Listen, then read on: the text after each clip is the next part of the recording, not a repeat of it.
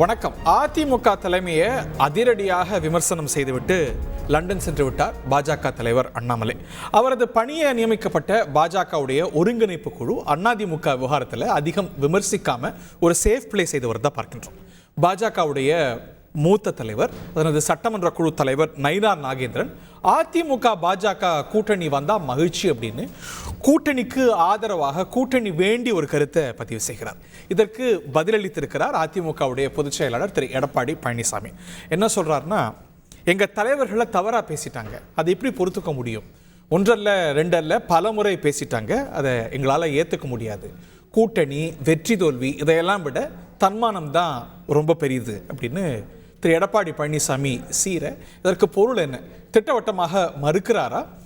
இந்த கேள்வி பிரதானமாக எழுகிறது. தமிழ்நாட்டு அரசியலில் எதிரணியுடைய மேட்ரிக்ஸை பொறுத்த வரைக்கும் இந்த இரண்டு கட்சிகளும் உறவா பகையா அப்படிங்கிற கேள்விக்கான பதில் ரொம்ப முக்கியமானது.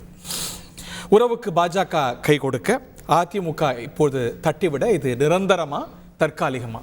விவாதத்தில் நம்முடைய இணையக்கூடிய விருந்தினர்கள் திரு எஸ் ஸ்ரீராம், முதுநிலை வழக்கறிஞர் திரு தமிழ்மணி, திரு KC பழனிசாமி அவர்கள் இன்னும் சற்று நேரத்தில் இணைகிறார், மற்றும் நம்முடைய திரு சேலம் மணிகண்டன் இணைகிறார்கள், மற்றும் திரு ரமேஷ் சேதுராமன் அவர்கள் நிகழ்ச்சிக்கு அன்போடு வரவேற்கின்றனர்.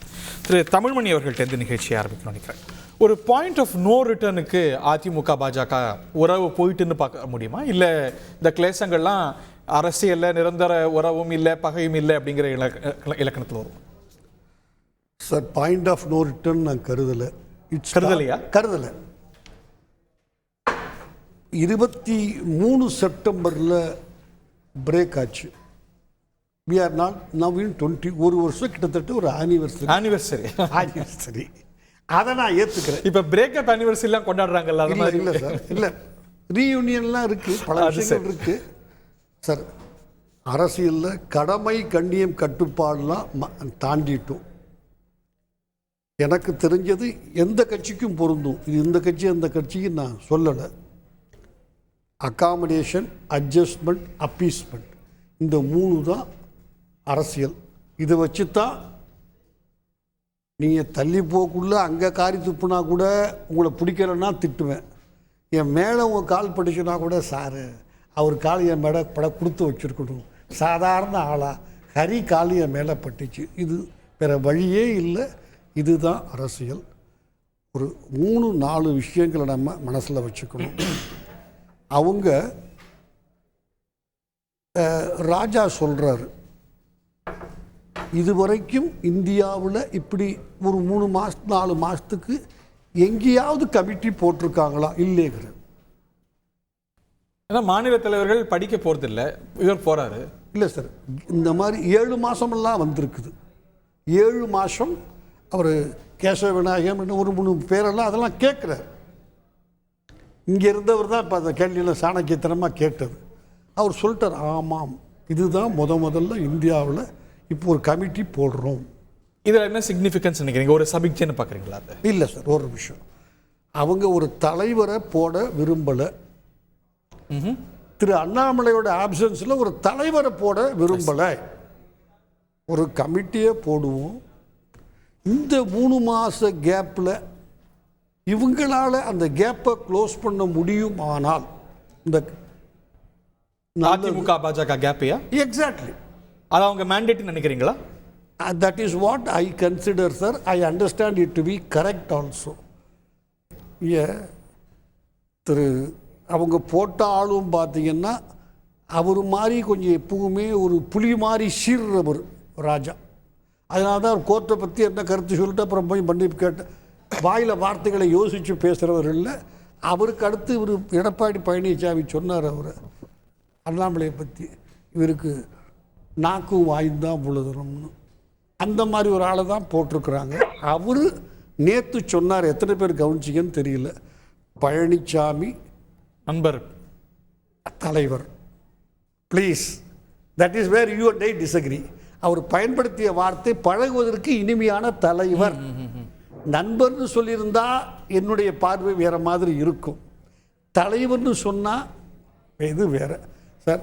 அவங்களுக்கு இனிமேல் தமிழ்நாட்டில் கூட்டணி இல்லாமல் அரசியல் யாரும் நடத்த முடியாதுங்கிறது ஒரு பார்வையாளர். ஒரு ஆலிவ் பிரான்ச்சை நீட்ட ஆரம்பிச்சிருக்கிறாங்க பாஜக நினைக்கிறீங்க? ஆமாம் சார்.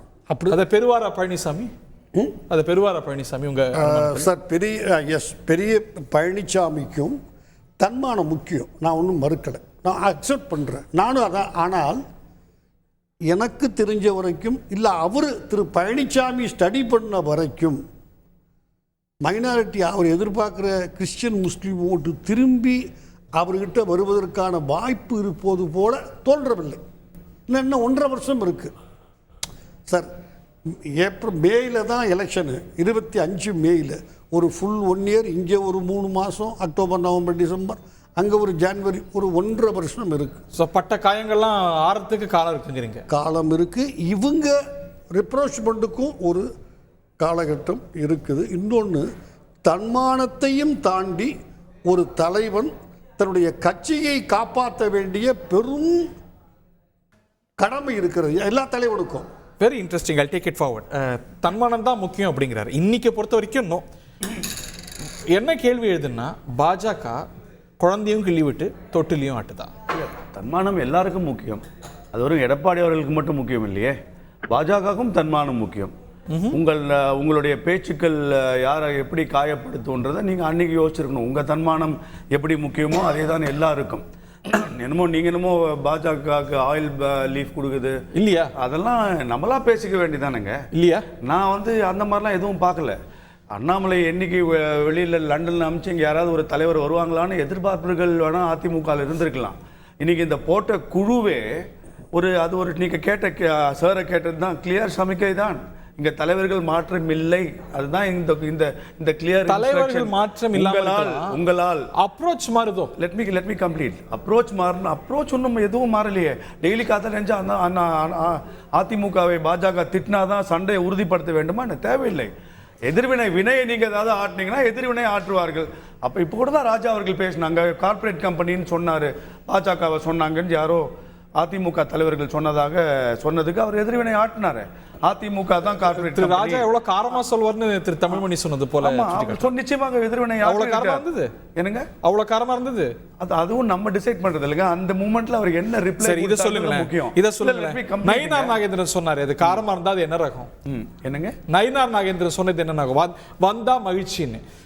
திரு அண்ணாமலை இந்த கட்சி அப்படி மோதியை திட்டின கட்சி, இவரை ஏத்துக்கவே முடியாது சொல்லிட்டு போயிட்டு எந்த அலையன்ஸையும் இங்க உட்கார்ந்து டிசைட் பண்றது இல்ல. ஸ்டுடியோல உட்கார்ந்து டிசைட் பண்றது இல்ல.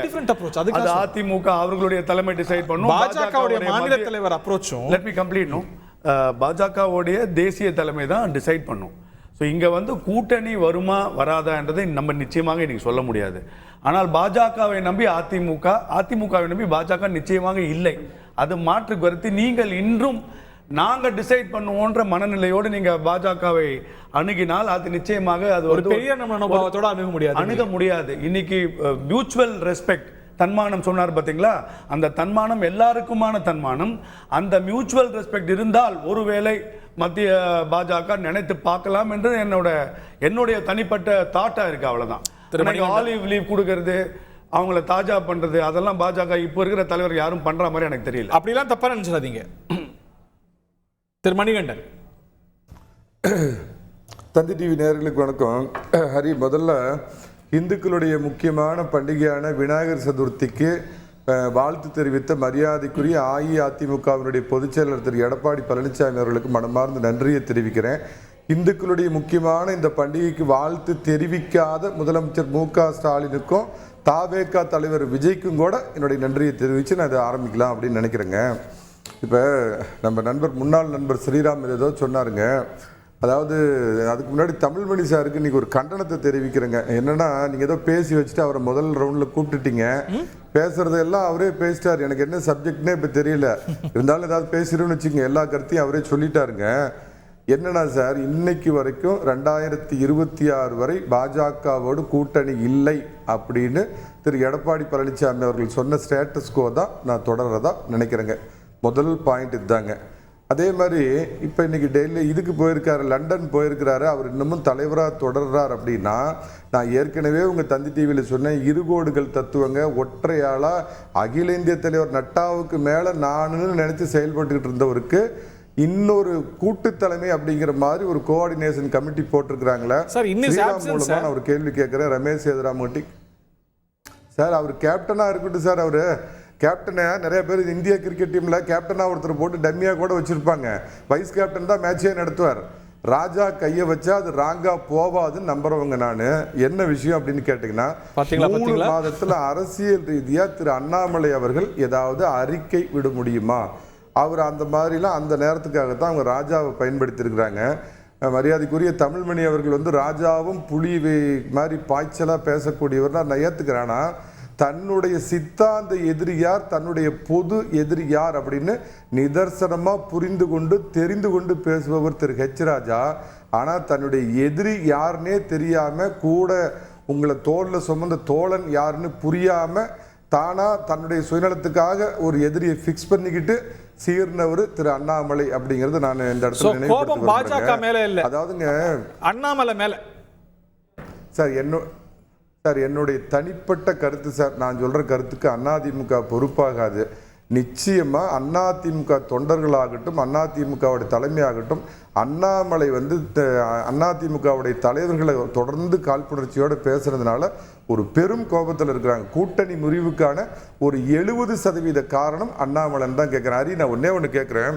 தமிழ் தேசிய அதிபர் சீமான் இருக்கார். அவர் யார் எதிர்த்து அரசியல் பண்ணுறாருங்க? நேச்சுரலாக இங்கே ஆளுங்கட்சியாக இருக்கிற திமுகவையும் மத்தியில் இருக்கிற பாஜகவையும் எதிர்த்து பண்ணுறாங்க. நாளைக்கு கட்சி ஆரம்பிக்கிறேன்னு சொல்லிட்டு இருக்கிற விஜய் ஒரு வேளை ஆரம்பிச்சா கூட நிச்சயமாக இங்கே ஆளுங்கட்சி எதிர்த்து தான் ஒரு அரசியல் பண்ணுவார். அதாவது திமுகவை எதிர்த்து தான் அரசியல் பண்ணுவார். சம்பந்தமே இல்லாமல் தமிழ்நாட்டில் எதிர்கட்சியாக இருக்கக்கூடிய அதிமுகவை எதிர்த்து அந்த தலைவரை வந்து ரொம்ப மட்டரகமான வார்த்தையை பயன்படுத்தி அண்ணாமலை பேசுறாருன்னா இதுக்கு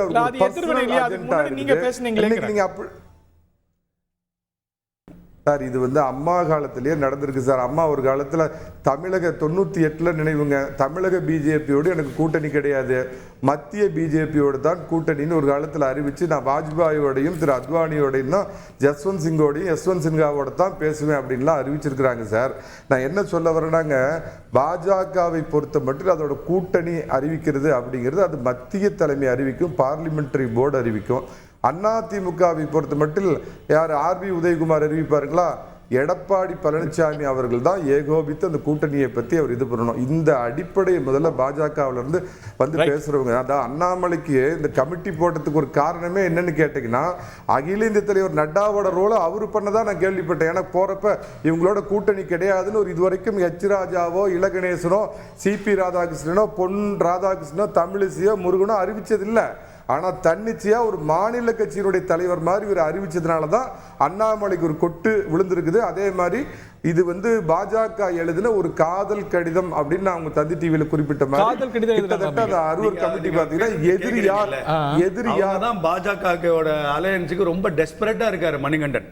அதிமுக பேசக்கூடிய அவர்கள் அண்ணாமலை இல்லாமல் எங்களுக்கு பாஜக வேண்டும்னு அவர் தான் ரொம்ப டெஸ்பரேட்டா இருக்காரு. ஆனால் இங்கே நீங்கள் என்னமோ ஆப்போசிட்டாக சொன்னீங்க. அதுதான் எனக்கு வேடிக்கையாக இருக்குது. இங்கே தேசிய தலைமை ஒரு டிசிஷன் எடுத்தாலும் மாநில தலைமையோடைய கருத்துக்களை நிச்சயமாக ஒரு கிளாசிக் எக்ஸாம்பிள் சொல்கிறேன். இப்போ ஒடிசால மத்திய தலைமை வந்து பட்நாயக்குடன் அலையன்ஸ் வேண்டும் என்று சொன்னபோது மாநில தலைமை அதை ஏற்கவில்லை, வேண்டாம் நம்மளே வருவோம்னு சொல்லி இன்னைக்கு ஒடிசால வந்திருக்கு. தேசிய தலைமை முடிவெடுக்கும், ஆனா மாநில தலைமையின் கருத்துக்களை நிச்சயமாக மாநில தலைமை வீட்டோ இருக்கக்கூடிய மாநில தலைமை அப்படி பார்ப்பதாக எனக்கு தெரியவில்லை. அது ஒரு மிகப்பெரிய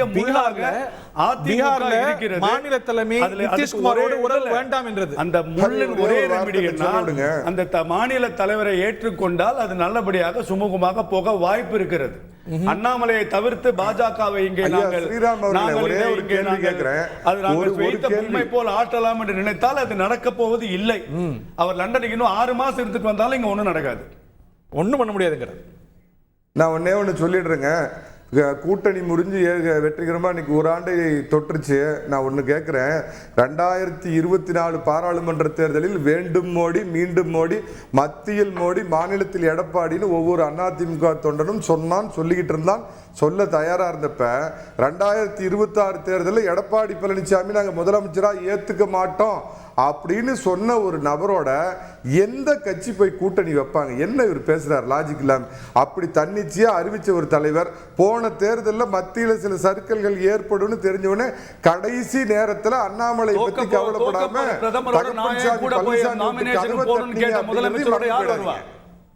தோக்க போற பிரதமரோட நாமினேஷனுக்கு நான் ஏன் வரணும்னு கேட்ட ஒரு முன்னாள் முதல்வர் திருப்பி ஏன் இந்த பாஜக வரணும்?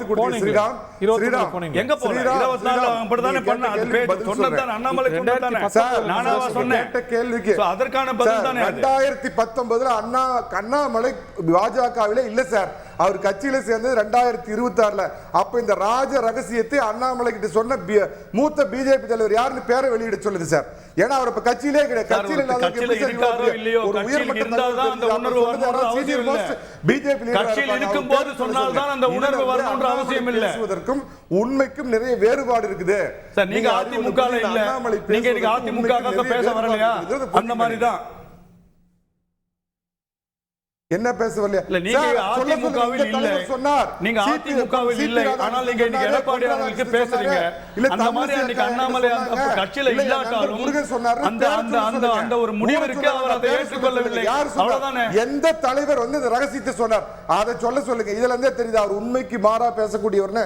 2020 சேர்ந்த ஒரு நபருக்கு 2000 நீங்க மறுப்பு தெரிவிங்க. அதிமுக மறுப்பு தெரிவிக்கட்டும், எடப்பாடி அவர்கள் மறுப்பு தெரிவிக்கட்டும், அது பொய் என்று சொல்லட்டும். ஏங்க அண்ணாமலை பேசுறதுக்கலாமா போய் அவங்க மறுப்பு தெரிவிச்சுட்டு இருப்பாங்க? நான் ஒரு போய் அவர் வந்து உண்மைக்கு மாறா சொல்றாருங்கிறது திரும்ப சொல்றேன். அது யாரை பத்தி சொல்றாலும் அவர்தானே சொல்லணும். இல்லன்னு பொன் ராதாகிருஷ்ணன் சொன்னாங்கன்னு சொல்லுங்க பாப்போம்.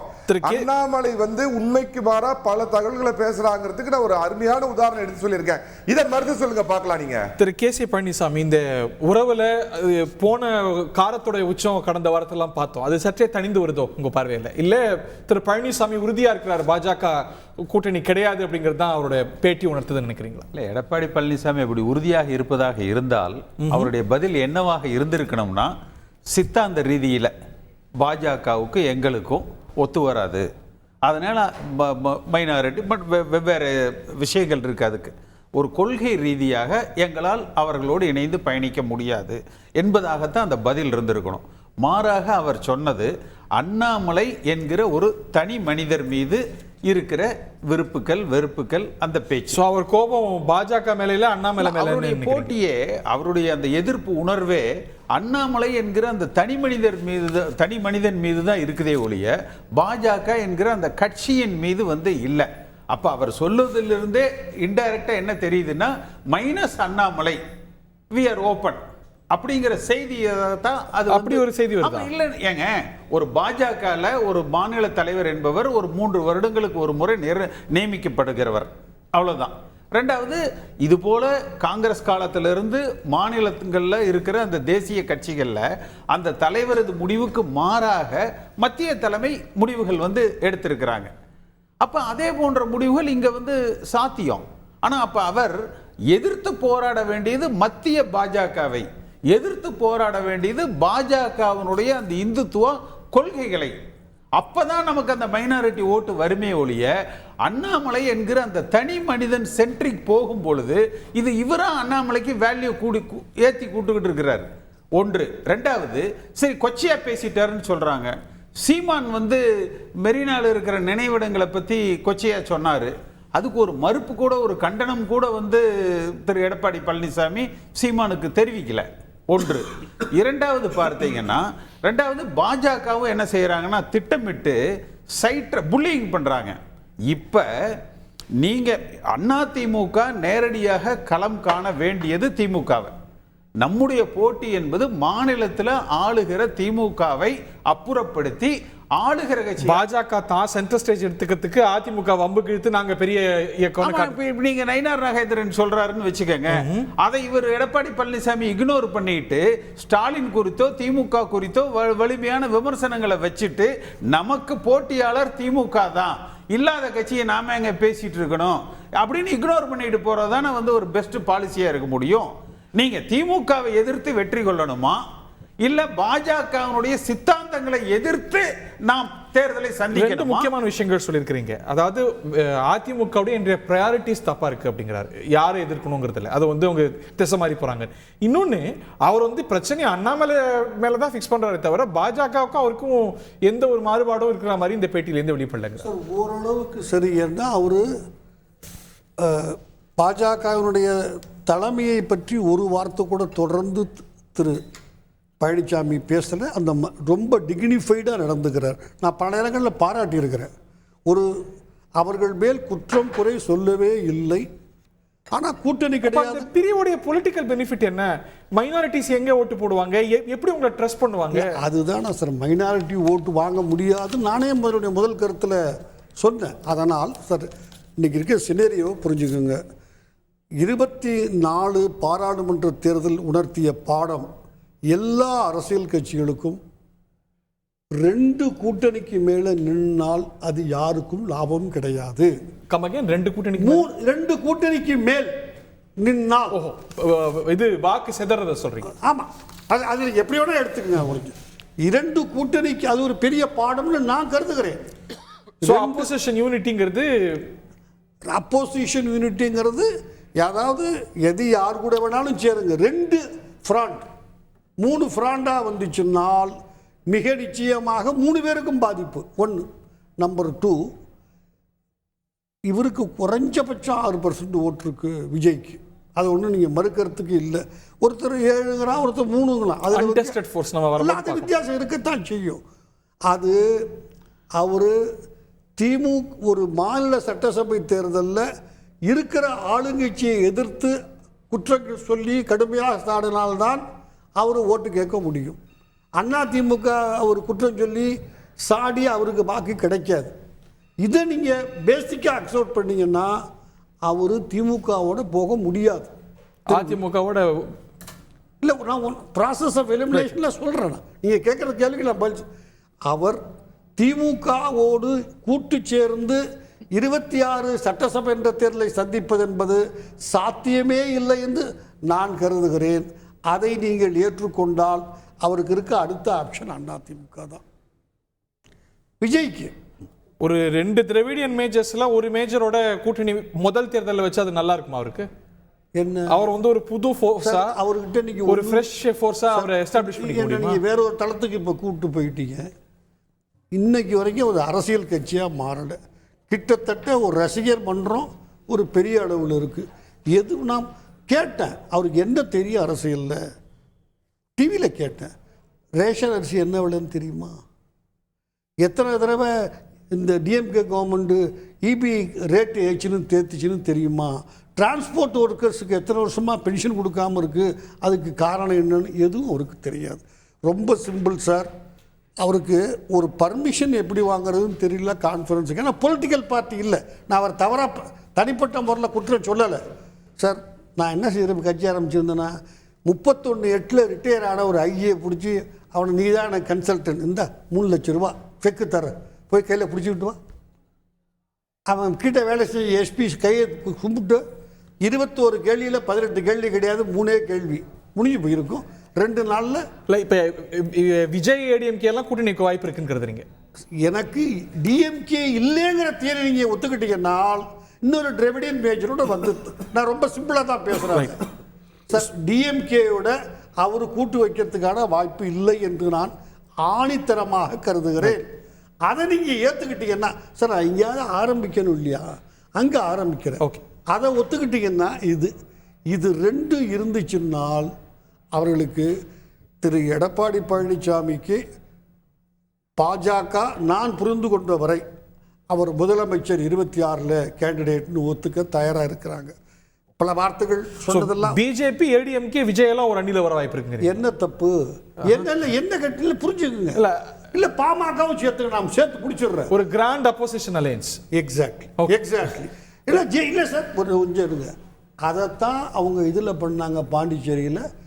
இவருக்கு ரங்கசாமிக்கு சிஎம் கொடுத்துட்டாங்க. ஆனால் அவர் ஒன்றும் தனிப்பட்ட முறையில் இண்டிபெண்டாக பெருசாக அங்கே செய்ய முடியல. அதைத்தான் இங்கேயும் செய்ய போகிறாங்க. சாத்தியக்கூறுகள் எவ்வளோன்னு தெரியல, பட் எனக்கு தெரியாது. திரு தமிழ்மணி அவர்கள் சொல்கிற மாதிரி 1 to 1 DMK alliance versus ADMK alliance என்பதற்கான வாய்ப்புகள் வந்து கிட்டத்தட்ட இல்லை அப்படிங்கிற அந்த நிதர்சனத்தை நாம் உணரணும். ஒன்று, ஏன்னா 2016 அப்படி ஒரு வாய்ப்பு இல்லை என்கிற சூழ்நிலையில தான் அம்மா அவர்கள் அந்த மக்கள் நல கூட்டணி அந்த சூழ்நிலையில கூட தனித்து நின்று அதிமுக வெற்றி பெற்று ஆளுகிற கட்சியாக அவங்க வந்து உருவாக்குனாங்க. ஒன்று. ரெண்டாவது, விஜய் பொறுத்த வரைக்கும் இதுவரைக்கும் அன்டெஸ்டட். அவர் முதல்ல தன்னுடைய பலத்தை உணர்வதற்கு தான் அவர் விரும்புவார், எத்தனை சதவீத வாக்குகள் என்று. அப்போ முதல் தேர்தலிலேயே யாரும் அது போல இவங்க ஒருவேளை ஆந்திரால பவன் கல்யாண், இது நீங்க சொல்றது ட்ரெடிஷனல் மெத்தட் மாத்தி யோசிச்சா அவரு இல்ல, அதாவது அதுக்கு உண்டான வாய்ப்புகள் வந்து ரொம்ப குறைச்சல் அப்படிங்கிறது என்னோட பார்வை. அடுத்தது வந்து சீமான் பொறுத்த வரைக்கும் அவர் அறிவிச்சிட்டார், பாஜக கூட போனோம்னா அந்த அலையன்ஸ் வந்து ஜெல் ஆகாது. திரு மணிகண்டன் சொல்ற சில இதுல அது வந்து ஒரு சோரிங் ரிலேஷன்ஷிப் வந்து கீழ் மட்டத்தில், அதாவது இந்த முன்னாள் அமைச்சர்கள் பாஜக கூட்டணி இருந்தா பரவாயில்ல என்று அவர்களுக்கு தங்கள் சுயநலத்திற்கு தங்களை பாதுகாத்துக் கொள்ள நினைக்கிறாங்க. ஆனா கீழே போகும் பொழுது ஒட்டாதுங்கிறீங்க. ஒட்டாது, ஜெல் ஆகாது. இது இன்னும் ஒரே பாயிண்ட். அடுத்தது, இன்னைக்கு சூழ்நிலையில் இன்றைய as on today what the worst can happen, அதாவது மிக ஒரு மோசமான சூழ்நிலையிலும் இல்ல அதிமுகவுக்கு எந்த ஒரு மோசமான சூழ்நிலையிலும் நம்ம ஒரு 125 130 சீட்டுகளை வென்று ஆட்சி அமைக்கிற கட்சியாக உருவாக்குவதற்கு என்ன செய்யணும் என்கிற அந்த திட்டமிடல் தேவை. அந்த திட்டமிடல் இவங்க கிட்ட இல்ல. துரைமுருகனுக்கும் ரஜினிகாந்துக்கும் ஒரு பிரச்சனை வந்தா நம்ம யாரை ஆதரிக்கணும்? துரைமுருகனை ஆதரிச்சா திமுக அதிமுக ஓட்டு போடுவாங்களா? ரஜினிகாந்த் ஆதரிச்சீங்கன்னா ரஜினிகாந்தனுடைய ரசிகர்கள் ஒரு 10 பேராவது அதிமுக ஓட்டு போடுவான். நீங்க உடனே வரிச்சு கட்டிக்கிட்டு துரைமுருகனுக்கு ஆதரவாக ரஜினிகாந்துக்கு எதிராக நீங்க பேசுனீங்கன்னா ஏதாவது ஒரு திமுக ஓட்டு அதிமுகவுக்கு வருமா? அப்ப அதுல வேற என்ன அரசியல் கணக்கு இருக்கோ? இல்ல அதுல வந்து எந்த அரசியல் கருத்து இல்ல. அப்ப திக்கு தெரியாத காட்டுல தவிக்கிற குழந்தையை போல என்ன செய்யறதுன்னு தெரியாம ஒரு சரியான திட்டமிடல் இல்ல, ஒரு சரியான அப்ரோச் இல்ல, ஒரு ஸ்ட்ராட்டஜி இல்ல. அப்ப ஒரு வழி தெரியாம திணறிக்கிட்டு இருக்காங்க. அந்த ஸ்ட்ராட்டஜி கிளாரிட்டி பிஜேபி இருக்கிறதா பாக்குறீங்களா திரு ரமேஷ் சேதுராமன்? இப்போ போன வாரம் வரைக்கும் அதிமுகவை கடுமையா திட்டு, இந்த வாரம் வந்து நயனார் நாகேந்திரன் அன்பால திரு பொங்கலூர் சேலம் மணிகண்டன் சொல்றாரு லவ் லெட்டர் எழுதுறாங்கன்னு. என்ன நீங்க எல்லாரும் என்னவோ புதுசா நடக்கிற மாதிரியும் இது வரைக்கும் தமிழக அரசியல் இப்படிலாம் நடக்கவே இல்லைங்கிற மாதிரியும் பேசினா எப்படி இருக்கு இருக்கும்? வந்து இவர் என்ன திட்டுவாரு, அவரை நான் இன்னும் மோசமா திட்டுவேன், ஆனா கடைசியில ஒன்னா சேர்ந்து போன்ற மாதிரி கடந்த காலங்களெல்லாம் எவ்வளவோ நடந்திருக்கு, எவ்வளவு இடங்கள்ல நடந்திருக்கு. அப்புறம் சேரும் போது கண்கள் பணித்தது இதயம் இனித்ததுன்னு பேசிக்கிறது எல்லாமும் பார்த்திருக்கோம். அதனால இது ஒண்ணும் புதுசு ஒன்றும் கிடையாது. அதே நேரத்துல கூட்டணி அப்படின்னு நம்ம வந்தது அப்படின்னு பார்த்தோம்னா அரசியலை பொறுத்த வரைக்கும் தேர்தல்னு வந்துட்டா விஷயம் ஆட்சியை பிடிக்கணும், பதவி அதிகாரம் வேணும், அதுக்கு நீங்க தேர்தல்ல வெற்றி பெறணும், தேர்தல்ல அதுவும் பெரும்பான்மையுடன் வெற்றி பெறணும். அது வேணும்னா அதுக்கு நம்பர்ஸ் வேணும். அதே மாதிரி கூட்டணியாக இருக்குனாக்கா உங்களுக்கு கூட்டணியில அங்க வந்து அதிகாரம் பகிர்வு வேணும் அப்படின்னாக்கா உங்ககிட்ட அதிகப்படியான ஓரளவுக்கான ரெண்டு கட்சிகளையுமே அதை நோக்கி போவாங்கன்னு. ஆமா, வேற என்ன? இப்ப நான் என்ன கேக்குறேன், ஒரு சிலதுல வந்து ப்ரீ போல் அலையன்ஸ், ஒரு சில இதுல வந்து போஸ்ட் போல் அலையன்ஸ். இதுக்கு இவங்க 1000 காரணங்கள் சொல்லிக்கலாம். ஓகே, நம்ம தனியா நின்னால வாங்கிடலாம் அப்படின்னு சொல்லிட்டு கடைசியில என்ன 2 பேர் முக்கியமா கூட்டணியாக இருந்த ஒரு உதாரணத்துக்கு சொல்றேன். இப்போ நம்ம சொல்றோம் இந்த கடந்த பாராளுமன்ற தேர்தல்ல தனித்தனியா பாஜக தனியா நின்னாங்க ஒரு கூட்டணியா, அதே மாதிரி இந்த பக்கம் வந்து அதிமுக நின்னாங்க. சரி, திமுக 40 சீட்டும் வாங்கிட்டாங்க. 2 பேரும் ஒருவேளை கூட்டணியில இருந்திருந்தா நீங்க வந்து இந்த சைடு பிளஸ் அந்த சைடு அதுல மொத்தமான ஒரு ஓட்டுல வந்து ஒரு 5% கூட குறைச்சிக்குங்க. அப்படின்னா எவ்வளவு சீட்டுகளை இவர்கள் பெற்றிருக்க முடியும் அப்படிங்கறது ஒரு கால்குலேஷன். 1+1 அரசியல்ல 2 இருக்கணுங்கிற அவசியம் இல்ல, 0 இருக்கலாம், ஒண்ணும் இல்ல, 1.5 இருக்கலாம், 3 0 அது வேற கணக்கு. அதான் சொல்றேன். ஆனா நான் சொல்றது வந்து ஒரு கன்சர்வேட்டிவ் நம்பருக்காக நான் சொல்றேன். அப்படி இருக்கும்போது அதிமுக என்ன கணக்கு போட்டாங்கன்னா சிறுபான்மை ஓட்டுகள் நமக்கு அப்படியே வந்துடும். அதுக்குதான் எஸ்டிபிஐ போன்ற கட்சிகள் எல்லாம் வந்து உள்ள கொண்டு வந்தாங்க. கொண்டு வந்துட்டு என்ன சொன்னாங்க, சிறுபான்மை வாக்குகள்லாம் அப்படியே எங்களுக்கு வந்துடும். நான் ஆரம்பத்துட்டே சொல்லியிருக்கேன், இது வந்து இமேஜினரி ஓட்ஸ். நீங்க வந்து வருவதாக நினைத்து கொள்ளக்கூடிய ஒரு இது, அது 1% இருக்கட்டும், 0.5% இருக்கட்டும், 5% இருக்கட்டும், அதெல்லாம் உங்களை பொறுத்த வரைக்கும் இமேஜினரி ஓட்ஸ் உங்களுக்கு போடவே மாட்டாங்க அப்படின்னு தான் சொன்னோம். அதுதான் நடந்தது. காரணம் என்னன்னா, நீங்க அவங்க பூத்வாதியான ஓட்டுக்கான எவ்வளவு ஓட்டு வந்திருக்குங்கிற லிஸ்ட் எல்லாம் அவங்க கிட்ட இருக்கும். அதுல அவங்க பார்த்தாலே சிறுபான்மை மக்கள் ஒரு குறிப்பிட்ட ஏரியால இருக்காங்கனாக்கா அவங்களுக்கு அந்த இதுல பெருவாரியாக அவங்கதான் வந்து ஒரு சில பூத்துகளை ரெண்டு கட்சிகளும் தங்களுடைய பொசிஷனை ரீகன்சிடர் பண்ணி அலையன்ஸ் நோக்கி போவாங்கன்னு நினைக்கிறீங்களா? இல்ல, நான் சொல்றேன் இது டூ ஏர்லி, வரட்டும். அதெல்லாம் ஏதாவது எப்படின்னா, இவங்களுக்கு இன்னைக்கு இருக்கக்கூடிய சிச்சுவேஷன் பார்க்கணும். தமிழகத்துல இப்ப இன்னொன்னு அதிமுக என்ன கணக்கு போடுவாங்கன்னு நான் சொல்றேன். திமுக எப்பவுமே வந்து ஒரு முறை தாண்டி 2வது முறை ஆட்சியில இருந்தது கிடையாது. அதனால இந்த வாட்டியும் இருப்பதற்கான வாய்ப்பு இல்லை. அதனால ஆட்டோமேட்டிக்கா நமக்கு ஒரு ஓட்டு வரலாம் அப்படின்னு நினைக்கிறதுக்கான வாய்ப்பு இருக்கு. நம்ம தான் ஆல்டர்னேட்டிவ் அப்படின்னு, ஏன்னா மக்களுக்கு வந்து ஆன்டி இன்கம்பன்சி இதெல்லாம் ஒரு இது இருக்கலாம். ஆனா கடந்த மோஸ்ட் ஆஃப் த டைம் பாத்தீங்கன்னாக்கா தனி பெரும்பான்மையுடன் ஆட்சி வந்து திமுக அமைக்கலங்கிறதெல்லாம் பார்த்திருக்கோம். அப்படின்னா இந்த வாட்டி அமைச்சிருக்காங்க. சோ அதனால நம்ம எதையுமே வந்து ஒரு ஃபேக்டரா பண்ண முடியும். ஆனா அதிமுக என்ன கணக்கு போடலாம்? சரி, இவங்க ஒரு பக்கம் இருந்தா, ஒரு நிமிஷம், பாமக இவங்க ஒரு பக்கம் இருக்காங்க. ஓகே, பாமக வந்து பாஜக உடன் இருந்தா பெனிஃபிட் இல்லை, எப்படி இருந்தாலும் எங்க பக்கம் வாங்க அப்படின்னு சொல்லலாம்னு ஒரு யோசனை இருக்கலாம். இல்லைன்னா 2வது முக்கியமான விஷயம் என்னன்னா, ஓகே இந்த வாட்டியான திமுக தரப்பில் இருக்கக்கூடிய கட்சிகளை வந்து நம்ம பக்கம் இழுத்துப்போம். ஏன்னா நமக்கு மக்கள் கிட்ட வந்து ஒரு ஆன்டி இன்கம்பன்சி ஃபார்ம் ஆயிருக்கு. அதனால நீங்க இந்த பக்கம் அட்லீஸ்ட் இருந்தீங்கன்னா உங்களுக்கான ஒரு வாய்ப்பு இருக்குன்னு சொல்லலாம் அப்படின்னு ஒரு யோசனையில இருக்கலாம். இது எல்லாமே டூ ஏர்லி கால்குலேஷன். இந்த எலெக்ஷனை நோக்கின நகர்வை எல்லா கட்சிகளும் ஆரம்பித்து விட்டார்கள்ங்கிறத நம்ம தொடர்ந்து பார்த்து கொண்டிருக்கோம். பேசாமல் இருந்த எடப்பாடியோட திடீர்னு வந்து பேசினார்னு பார்த்தோம். அதை தொடர்ந்து இந்த பக்கமும் எல்லா கட்சிகள்லயும் வந்து ஒரு மூவ்மெண்ட் கிடுகிடுன்னு அடுத்த கட்ட நடவடிக்கைகளாக ஒரு நெரேட்டிவ் பில்ட் பண்றது எல்லாத்தையும் வந்து பண்ணிட்டு இருக்காங்கிறதையும் நம்ம பாக்குறோம். ஒரு பக்கம் வந்து சாஃப்ட் இந்துத்வா அப்படின்னு சொன்னாக்கா அந்த இதையே எப்படி இருப்பதுன்னு ஒரு பக்கம் வந்து திமுக பண்ணாங்க.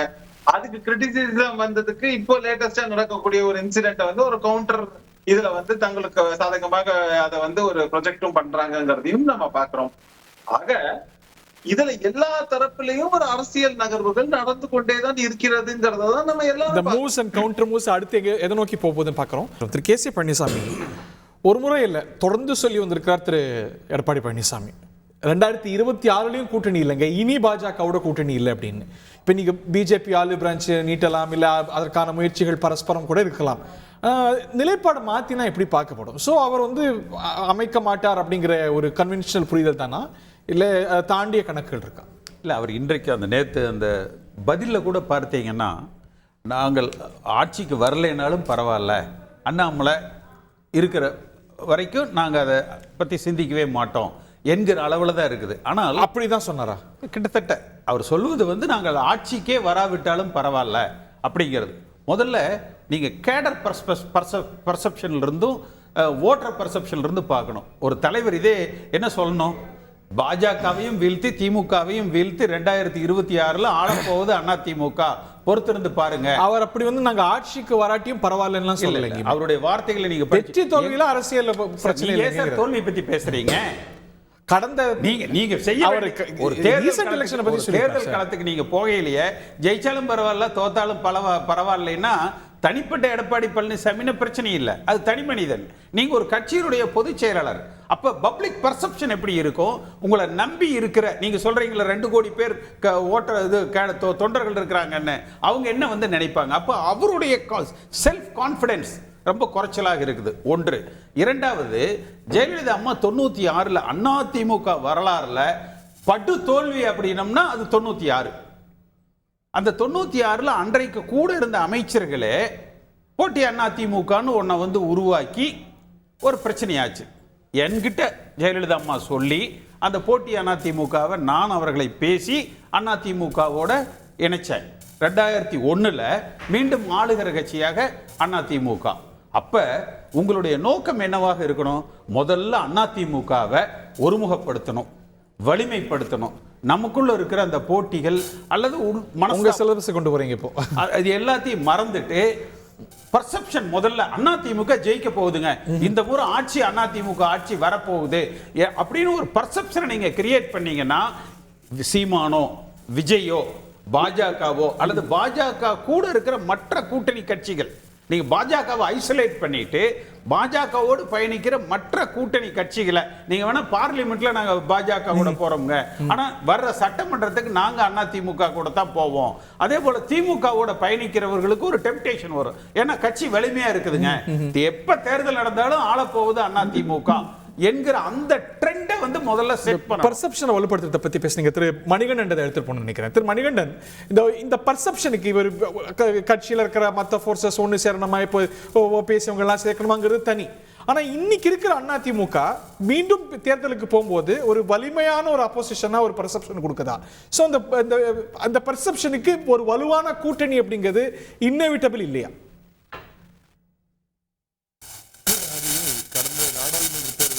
தனிச்சு வாங்கின வாக்குங்கிறது 25%, அதிமுக தனிச்சு வாங்கினங்கிறது 21%.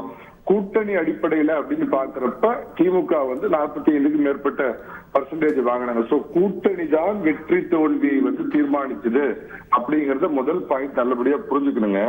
ரெண்டாவது என்னன்னா, திரு கே.சி. பழனிசாமி இந்த கட்சியில நீண்ட காலம் பயணித்தவர். அவர் சொல்றாரு கீழ் மட்டத்துல எல்லாம் ஜெல் ஆகாது, கோல்கேட் ஆகாதுங்கிற. நான் என்ன சொல்றேன்னா, அதிமுகவை பொறுத்த மட்டும் நான் அறிந்தவரை அந்த கட்சியுடைய பொதுச் செயலாளராக இருக்கிறவங்க என்ன கட்டளை இடுறாங்களோ, இந்த கட்சியோட தான் கூட்டணி இல்ல இந்த கட்சியோட கூட்டணி இல்ல அப்படின்னு சொன்னாங்கன்னா அதை வேத வாக்கா எடுத்துக்கிட்டு அதை ஃபாலோ பண்றவங்க அப்படிங்கறத அந்த கட்சியுடைய வரலாறுங்க. அம்மா காலத்திலேயே ஒரு விஷயத்தை நான் வெளிப்படையா சொல்றேங்க, மைனாரிட்டிகள் ஓட்டு அப்படிங்கிறது 4% தான் அதிமுகவை நோக்கி வந்தது. அது என்ன காரணம்னு தெரியல, அவங்க என்ன காரணத்திலயும் திமுக பக்கம் தான் பெருசா நம்பி போனாங்க. அம்மாவுக்கே 4 பங்குல 1 பங்கு தான் அவங்களை நோக்கி வந்தது அப்படிங்கிறது யதார்த்தமான உண்மைங்க.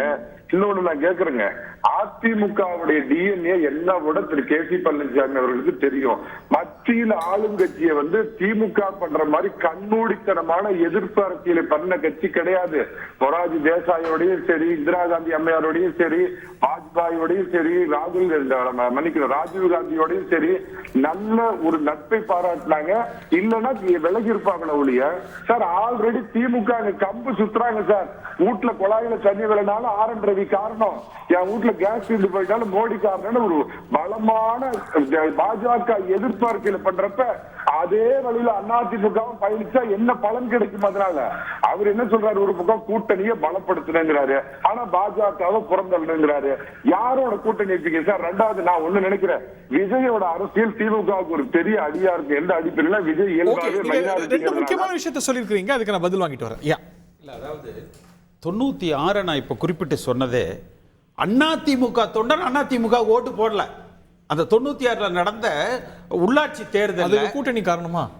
இல்ல, நிச்சயமா 96ல நடந்த உள்ளாட்சி தேர்தலில் இரட்டை இலை சின்னத்துல போட்டியிடுவதற்கு உள்ளாட்சியில பல பேர் தயங்கிட்டு சுயேட்சையா நின்று வந்து ஜெயிச்சாங்க. ஒன்று.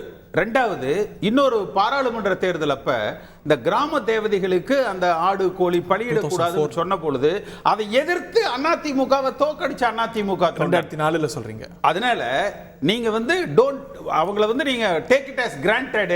நீங்க எடப்பாடி பழனிசாமி சொல்லிட்டு அத்தனை பேர் கையை கட்டி வாயை பொத்திட்டு நிப்பாங்க அப்படின்னு தயவு செஞ்சு அதிமுக தொண்டனையும் வாக்காளர்களையும் அண்டர் எஸ்டிமேட் பண்ணாதீங்க. முதல்ல நீங்க உருவாக்க வேண்டியது ஒரு நம்பிக்கையை அதிமுக தொண்டன் மத்தியில, அதிமுக வாக்காளர்கள் மத்தியில.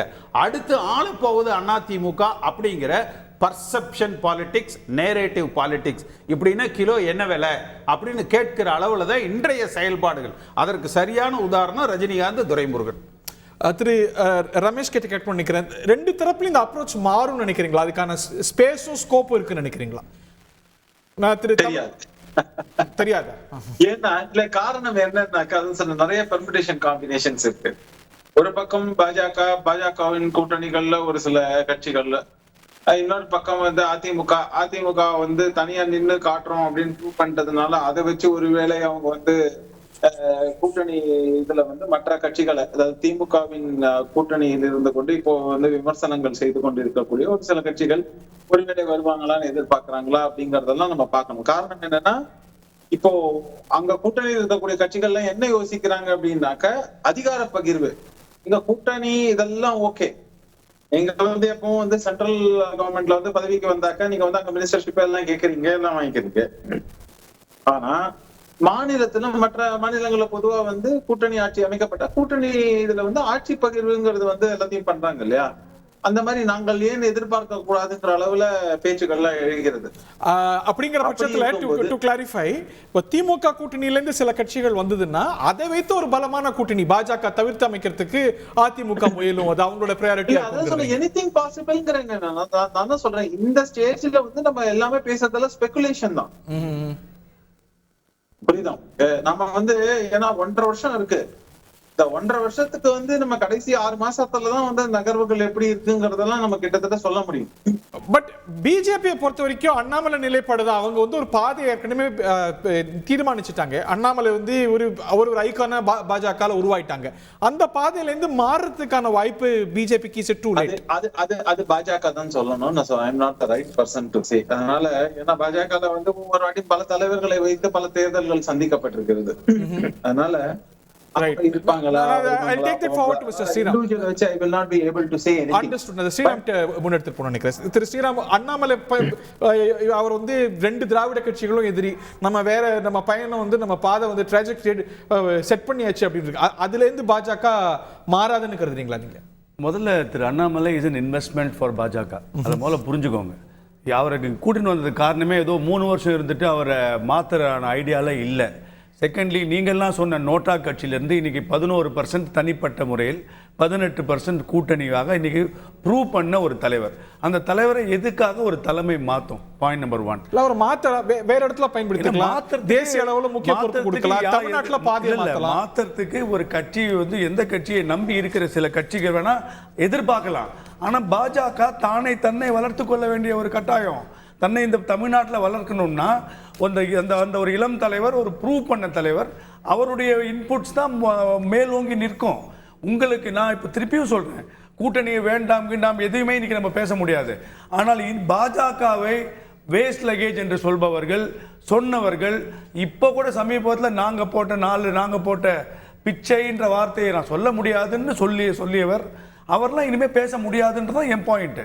பாஜகவுடன் உங்களுக்கு ஒருவேளை கூட்டணி வேண்டும் என்று நினைத்தால் அண்ணாமலையை தவிர்த்து விட்டு தமிழ்நாட்டில் பாஜக கூட்டணியை கட்டமைக்க முடியாதுங்க.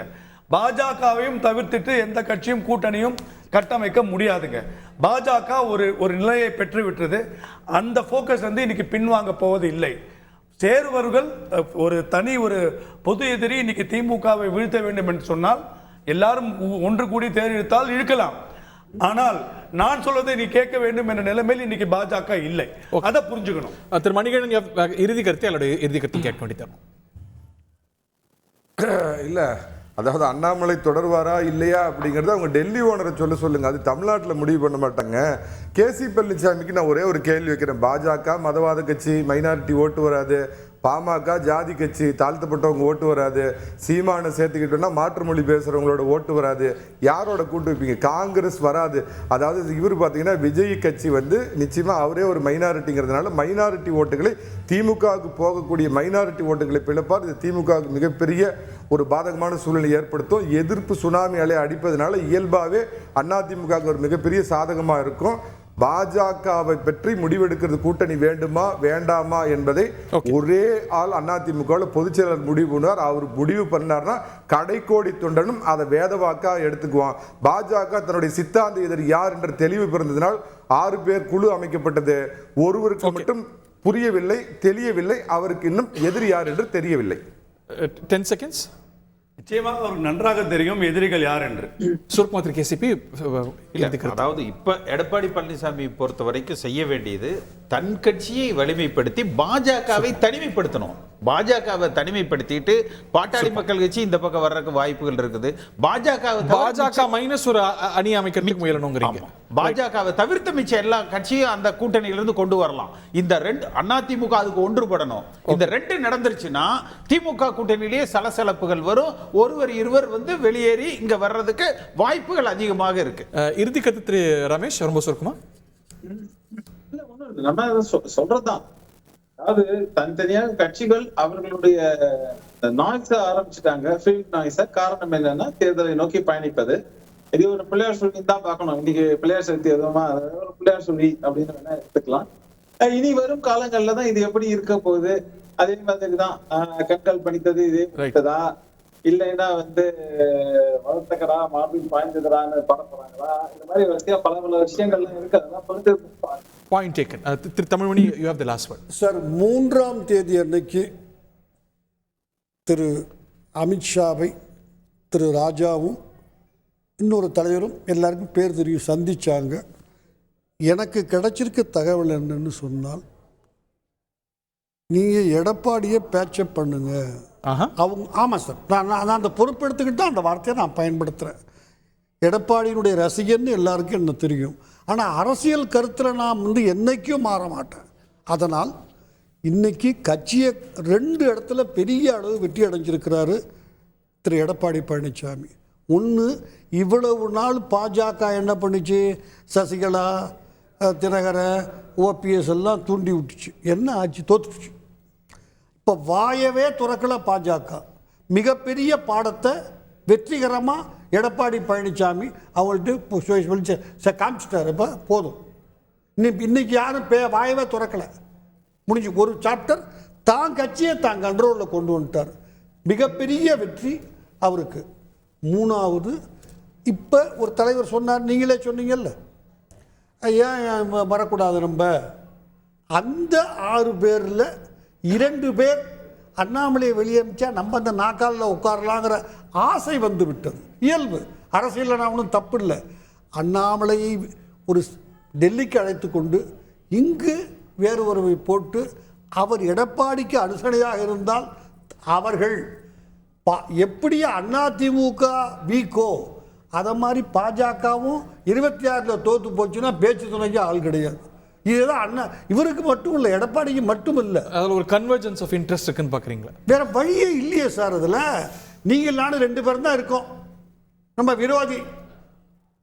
ட்ரெயின் எத்தனை மணிக்கு வருதுன்னு தெரியாது. நான் உங்ககிட்ட பேசணும், நீங்கள் என்கிட்ட பேசணும்.